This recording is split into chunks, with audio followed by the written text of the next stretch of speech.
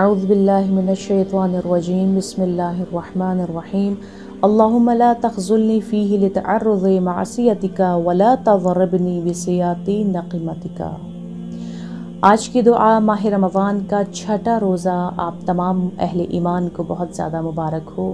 आज की दुआ हमें अज़ाब जहन्नुम से अमान दे रही है, आतिशे जहन्नुम से आज़ादी का बराअतनामा दे रही है और अज़ाब इलाही से अमन में लेकर आ रही है।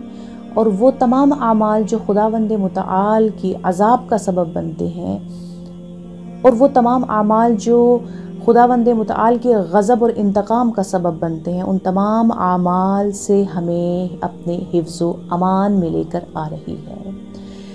ए पाक परवरदिगार, मुझे अपनी नाफरमानी की वजह से ख़ौर न करना और मुझे अपने हाल पे ना छोड़ना, कि जिसमें हम दुआए अरफ़ा में पुकार कर कहते हैं वो मारूफ़ जुमला, वो दिल लुभा लेने वाला जुमला, इलाही ला तकिलनी इला नफ्सी व तरफ़ता आइनी अबदा।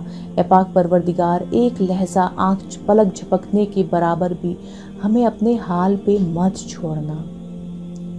यकीनन ये नमाज, ये रोज़ा, ये क़ुरआन, ये तिलावत, ये मुनाजात, ये मुसलसल खुदावंद मुतआल का एक फैज़ हमारी जानिब जो आ रहा है, वो एनर्जी जो आ रही है, जिस बिना पर हम इस काबिल हो रहे हैं कि हम खुदावंद मुतआल की बारगाह में मुनाजात कर सकें, क़ुरआन पढ़ सकें, मफ़ाहीम को हासिल कर सकें, मारिफत और बसीरत के मोतियों को चुन सकें और खुदावंद मुतआल से हम दुआ गो रहें, उसके महज़र में तज़र्रो और इनकसारी के साथ रहें, अपने घुटनों को टेक कर, सरों को झुका करके। ए पाक परवरदिगार, इसी तरह से हमें अपने दर का फ़कीर बनाए रखना और हमें अपने दर से मत धुतकारना।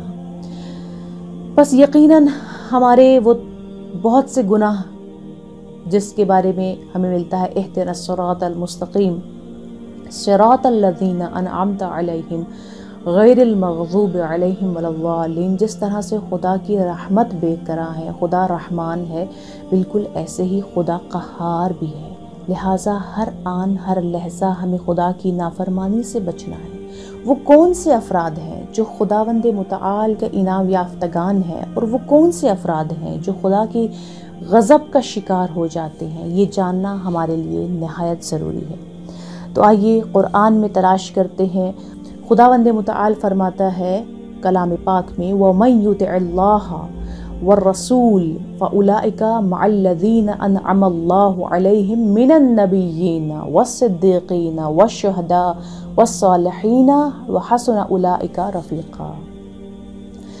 कि वो लोग जो खुदा की अताअत करते हैं, रसूल की अताअत करते हैं, वो लोग इनाम याफ्तगान के साथ हैं, कि जिन पर खुदावंद मुतआल ने अपना करम किया, इनाम किया। वो कौन हैं? वो जिन पर खुदा ने अपना करम किया, इनाम किया। उन मिनन नबिय्यीन, मिन बयानिया, जो बयान कर रहा है उनमें अंबिया हैं सबसे पहले, सरी फहरिस्त। उसके बाद अगला मर्तबा सिद्दीक़ीन का है, उससे अगला मर्तबा शुहदा का है और उससे अगला मर्तबा सालिहीन का है। और कितने बेहतरीन रफ़ीक़ हैं कि जो इन इनाम याफ्तगान के साथ, जो इन अंबिया, सिद्दीक़ीन, शुहदा और सालिहीन की फ़हरिस्त में शामिल हो गया, उनके साइबान में आ गया, उनके दस्तरखान से बहरमंद होने की उसको तौफ़ीक़ मिल गई। तो कि कितने खूबसूरत, कितने अच्छे रफ़ीक़ हैं, बेहतरीन रफ़ीक़ हैं, ये वो लोग हैं। अगर हम इस आयत को तवज्जो से देखें कि यहाँ पे जो मदारिज पे बयान हो रहे हैं, अंबिया, सिद्दीक़ीन, शुहदा और बाला तरीन मर्तबा जो यहाँ ज़िक्र हो रहा है वो है सालिहीन। रिवायत कहती है कि हज़रत अब्बास अलमदार का मकाम शुहदा में ऐसा होगा कि तमाम शुहदा रश्क करेंगे। और हम इसीलिए ज़ियारत में कहते हैं अस्सलामु अलैका या अब्दुस्सालेह। यकीनन इस अब्दुस्सालेह अबा अब्दुल्लाह, इनकी खूबसूरतियों को समझना है तो ही हम बंदगी से जुड़ सकेंगे इंशाअल्लाह। तो बस एक चीज़ जो हमारे सामने आती है वो है कि इनाम याफ्तगान कौन है, ताकि हम समझ सकें کہ وہ ضالین کون ہے، وہ گمراہ شدگان کون ہے کہ جن پر خداوند متعال کا غضب نازل ہوا، تاکہ آج کی دعا کو ہم سمجھ سکیں کہ خدایا تو ہمیں اپنے غضب سے بچا لے، غضب کے تازیانے اور انتقام کے تازیانے سے بچا لے۔ اور ساتھ میں ہم کیسے بچ سکتے ہیں اس غضب کے تازیانے سے؟ ہم اس طرح سے بچ سکتے ہیں کہ ان افعال کو بھی انجام نہ دیں کہ جو تیری غضب کا سبب بنتے ہیں۔ بس آگے بڑھ کر ہم یہی کہتے ہیں، خدایا تو ہمیں بچا لے ان امور سے بھی کہ جو تیرے غضب کا سبب بن رہے ہیں۔ بے من کا و ایادی کا، تجھے اپنی جود و کرم و احسان و بخشش کا واسطہ تو ہمیں ان امور سے بھی بچا لے۔ یقیناً خداوند متعال قادر مطلق ہے۔ اگر ہم خدا سے ان امور کے لیے طلبگار ہوں گے اور مدد طلب کریں گے تو یقیناً خداوند متعال ہماری دعاؤں کو استجابت کی مہر لگانے والا ہے۔ کسی سائل کو فلا تنہر، اپنے در سے خالی ہاتھ واپس نہیں پلٹاتا۔ اب ہم یہاں پر جب دیکھنا چاہتے ہیں کہ مغضوب علیہم کون ہے، والضالین کون ہے، تاکہ ہم جان سکیں کہ غضب الہی، مغضوب علیہ، غضب کا تازیانہ کن لوگوں کو پڑتا ہے۔ غضب کا تازیانہ یعنی یہی جو ہمیں آفتیں نظر آتی ہیں، کبھی زلزلہ، آندھی، طوفان، سیلاب، اور کبھی ایسے وبائی امراض جو ہمیں نظر آ رہے ہیں، یہ تمام غضب کے وہ تازیانے ہیں۔ لہٰذا اس ماہ رمضان میں آج کے دن خداوند متعال سے خاص دعا کا دن ہے کہ خدایا ہمیں تو اپنے غضب کے تازیانوں سے بچا لے اور ان اعمال سے بھی بچا لے جو تیرے غضب کا سبب بنتے ہیں۔ بس یہ وہ کون لوگ ہیں؟ سوال ہمارا وہیں پر کہ یہ وہ کون لوگ ہیں کہ جو مغضوب علیہم ہے، والضالین ہیں، جو گمراہ بھی ہیں اور خدا کے غضب کا نشانہ بھی قرار پائے ہوئے ہیں۔ شیطان نے جب نافرمانی کی تو خداوند متعال اس عالم کو کیسے منظر کشی کر رہا ہے؟ لعن اللہ وقال لاتخذن من عبادک نصیبا مفروضا، اللہ کی لعنت ہو اس پر کہ جب اس نے کہا کہ تیرے بندوں میں اپنا حصہ ضرور ڈالوں گا، انہیں عبادت سے روکوں گا، انہیں قرآن سے روکوں گا، اور بالخصوص جو اس نے سب سے سر فہرست وعدہ کیا کہ میں ان کو گمراہ کروں گا، ان کے دلوں میں لمبی آرزوؤں کو ڈال دوں گا۔ اور یقیناً یہ لمبی آرزویں کیا ہیں؟ یہ اس پتنگ کی مانند ہیں کہ جہاں ہوا چلتی ہے پتنگ کا کوئی حال نہیں رہتا کہ اس نے کہاں اڑنا ہے۔ خواہشات انسان کو ایسے ہی اندھا کر دیتی ہیں کہ پھر اسے کچھ دکھائی نہیں دیتا۔ اسی لیے پیغمبر گرامی محمد مصطفیٰ صلی اللہ علیہ وآلہ وسلم کو ایک شخص نے جب بہت زیادہ گریہ کرتے ہوئے دیکھا کہ آپ سجدے میں ہیں اور رو رہے ہیں، گریہ فرما رہے ہیں، اور جب اپنے عبادت سے فارغ ہوتے ہیں تو وہ شخص پیغمبر گرامی کے محضر میں سوال کرتا ہے، تو پیغمبر گرامی فرماتے ہیں کہ مجھے اپنی امت سے 3 چیزوں میں خطرہ ہے۔ وہ 3 چیزیں کون سی ہیں؟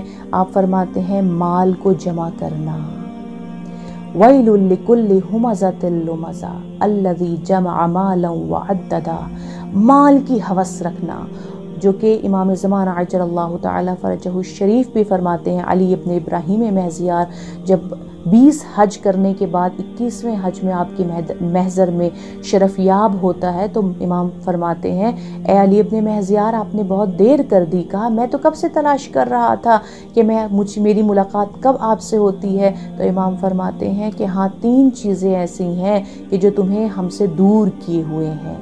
یہ وہی 3 چیزیں ہمیں نظر آ رہی ہیں جو خاتم النبی نے ارشاد فرمائی، اور ختم الاوصیاء بھی انہی کی ہمیں نصیحت کر رہے ہیں کہ مال سے محبت کرنا، وَيُكْثِرُ أَمْوَالَهُمْ، اور وہ لوگ ہیں جو اموال کو کثرت سے جمع کرتے ہیں۔ دوسری چیز جو پیغمبر گرامی محمد مصطفیٰ صلی اللہ علیہ وآلہ وسلم نے ارشاد فرمائی وہ ہے قطع رحمی، کہ جس کے لیے ہمیں امام زمانہ کی نصیحت بھی یہی ملتی ہے کہ صلہ رحمی کرو، قطع رحمی ہے جو تمہیں ہم سے دور کیے ہوئے ہے۔ اور تیسری چیز جو رسول اللہ صلی اللہ علیہ وآلہ وسلم ارشاد فرماتے ہیں وہ ہے لمبی آرزوئیں۔ جی ہاں، شیطان کی یہی کوشش ہے کہ انسان کو انہی 3 چیزوں کے ذریعے سے گمراہ کرے، اور ان میں سر فہرست جو چیز ہمیں یہاں پر نظر آتی ہے کہ شیطان نے جس چیز کو ہمارے لیے نشانہ بنایا ہے وہ ہے لمبی آرزوئیں۔